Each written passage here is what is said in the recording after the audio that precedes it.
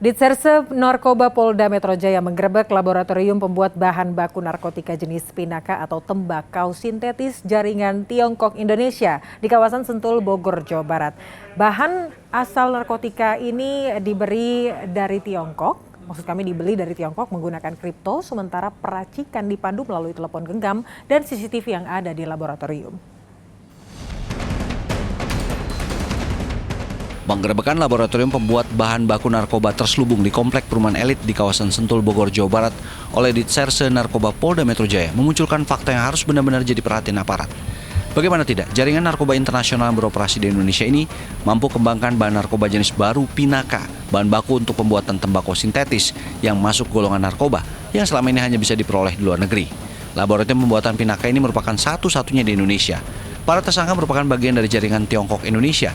Di Indonesia sendiri, jaringan yang sudah beroperasi selama 6 bulan ini dikendalikan oleh tersangka berinisial MFH. Ya, itu peran F ini kan sebagai dia pemodal, dia sebagai aktor intelektual dari kelompok ini.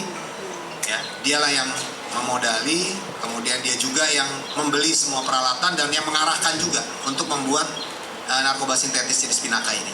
Dia yang mengarahkan. Jadi ini yang menariknya dari jaringan ini adalah pinakanya. Kalau biasanya kan pinakanya itu dari luar dibelinya. Kalau ini nggak, pinakanya yang dibikin di sini. Nah, ini yang luar biasa. Oke. Jadi jaringan ini sudah berjalan 6 bulan. Ya.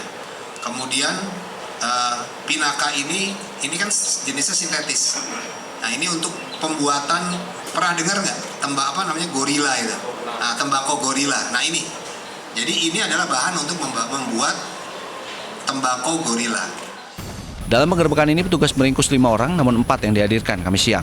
Keempat tersangka punya peran yang beragam, yakni tersangka berinisial H dan S berperan sebagai laboratoris atau peracik, BBH berperan sebagai penjaga gudang, dan GBH berperan sebagai kurir. Petugas juga menyita sejumlah peralatan pembuatan pinaka seperti 1 unit mixer besar, pemanas, 2 unit timbangan digital, dan sejumlah barang bukti lainnya. Menurut pengakuan salah satu tersangka, bahan baku didapat dari Tiongkok dengan pembayaran menggunakan kripto.